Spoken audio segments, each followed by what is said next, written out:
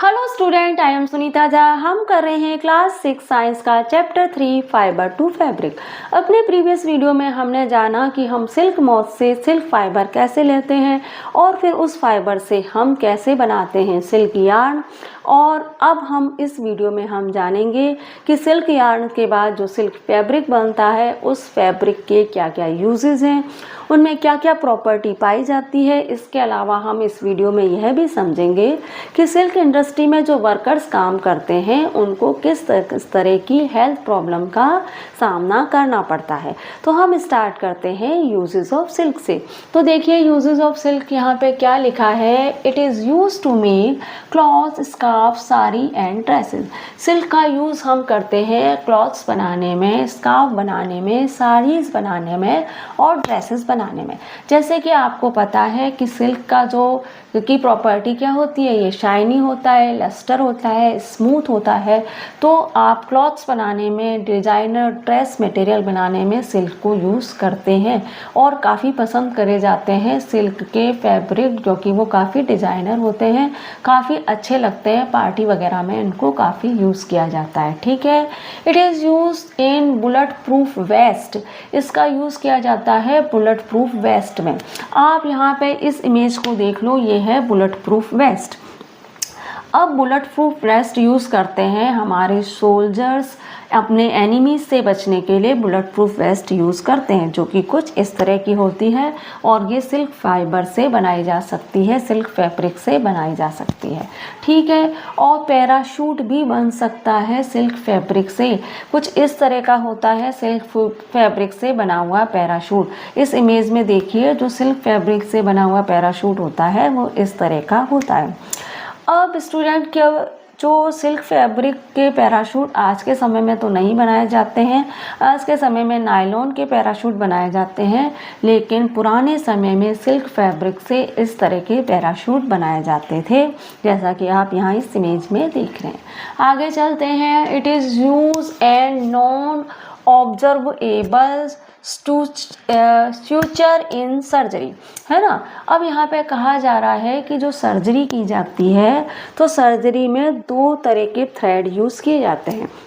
एक तो होते हैं नॉन ऑब्जर्वेबल और दूसरे होते हैं ऑब्जर्वेबल। तो ऑब्जर्वेबल थ्रेड वो होते हैं जिनको काटने की ज़रूरत नहीं पड़ती है, वो अपने आप ही गल जाते हैं कुछ समय के बाद। जब स्किन जॉइन हो जाती है तो ये जो स्यूचर होते हैं वो अपने आप ही गल जाते हैं। लेकिन जो नॉन ऑब्जर्वेबल स्यूचर होते हैं उनको क्या होता है, कुछ समय के बाद जब स्किन जॉइन हो जाती है तो उनको काटना पड़ता है।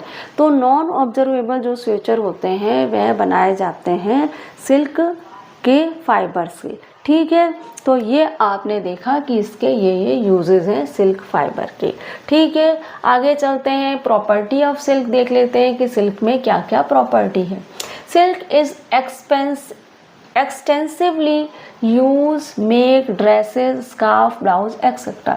सिल्क का जो है वो बहुत अधिक मात्रा में एक्सटेंसिवली यूज होता है ड्रेसेस बनाने में, स्कार्फ बनाने में, ब्लाउज एक्सेट्रा बनाने में, जैसा कि मैंने आपको अभी थोड़ी देर पहले ही बताया। ठीक है।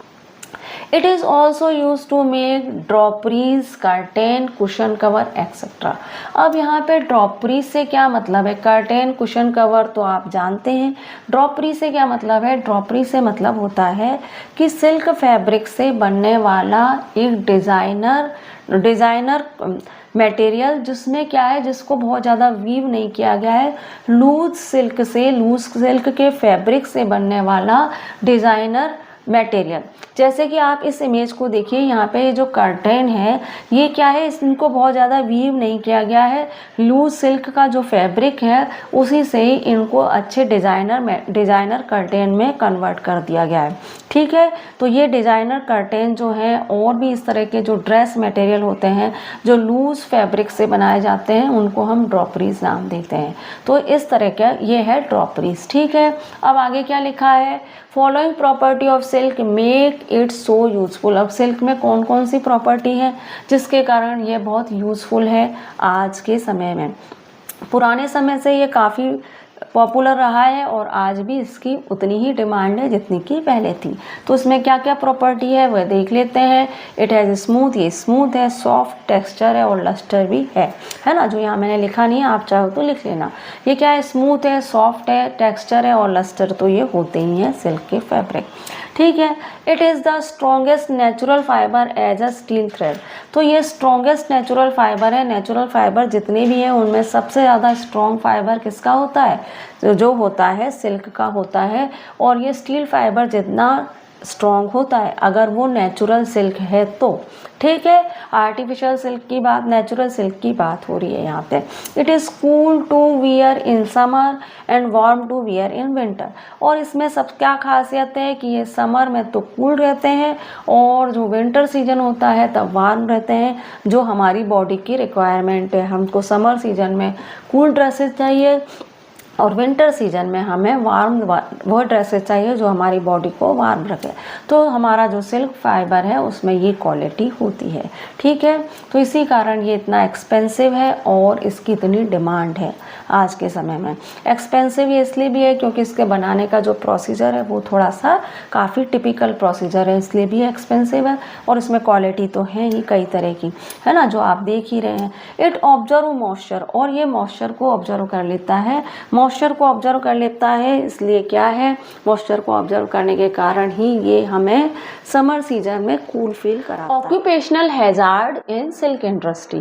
अब हम देख लेते हैं कि सिल्क इंडस्ट्री में काम करने वाले वर्कर्स को किस तरह के ऑक्यूपेशनल हैजार्ड का सामना करना पड़ता है, किस तरह की परेशानियां का, किस तरह की बीमारियों का सामना वो करते हैं, वह हम देख लेते हैं।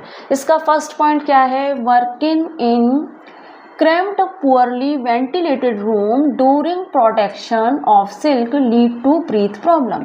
यहाँ पे कहा जा रहा है कि जो बहुत ही पुअरली क्रैम्प्ड और पुअरली वेंटिलेटेड रूम में काम करते हैं वर्कर्स। क्रैम्प्ड का मतलब है बहुत ही सकड़े, बहुत ही छोटे छोटे।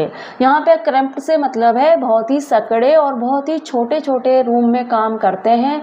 और उसमें जो वेंटिलेटेड जो व्यवस्था होती है, वेंटिलेशन की जो व्यवस्था होती है वह भी बहुत पुअर होती है। ना तो सूरज की रोशनी अच्छे से आ पाती है और न ही वहाँ पे एयर आ पाती है।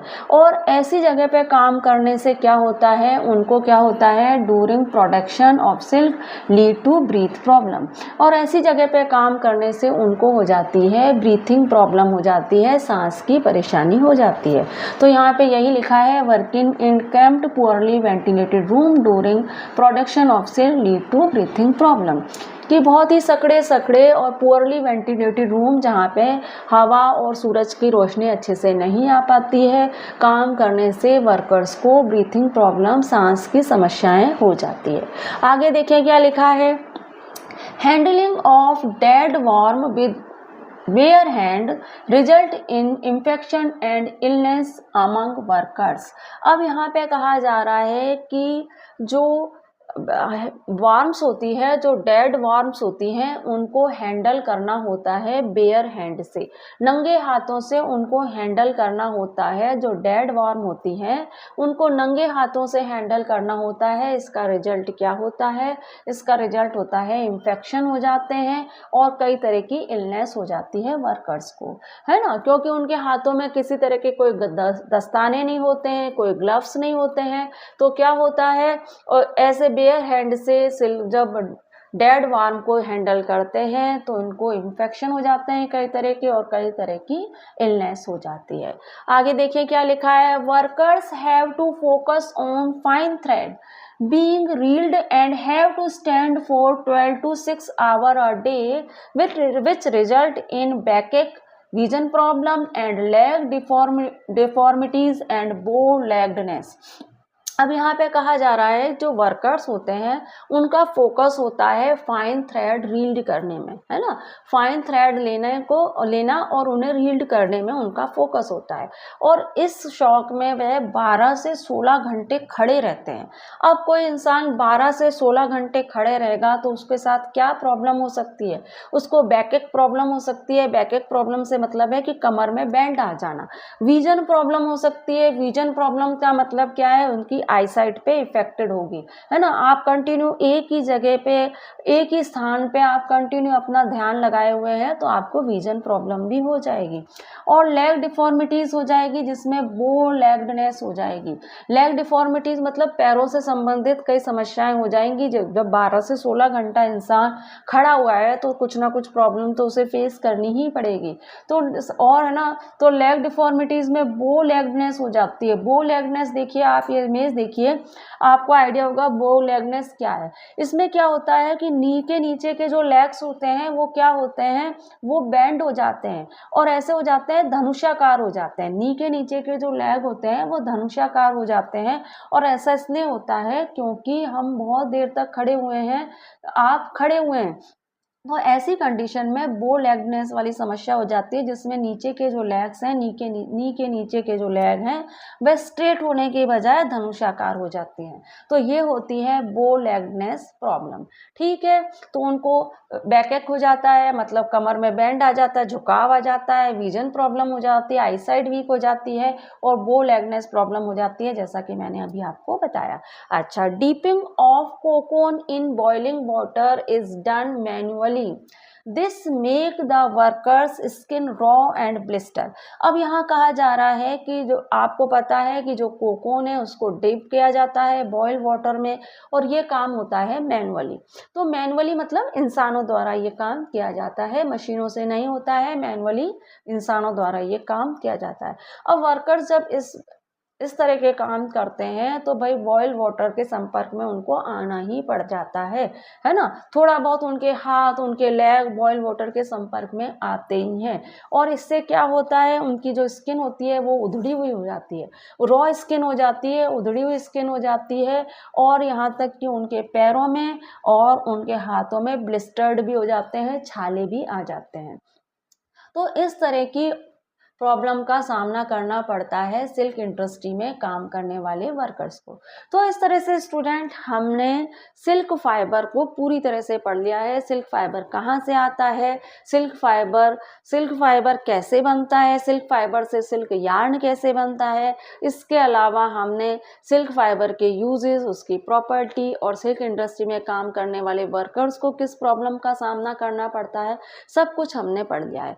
अब मैं आपको अगले वीडियो में पढ़ाऊंगी स्पिनिंग ऑफ यार्न, और उसमें हम पढ़ेंगे कि वीविंग और निटिंग का जो प्रोसेस है वो किस तरह से होता है। तो चलते हैं हमारे अगले वीडियो की ओर। Thank you for watching.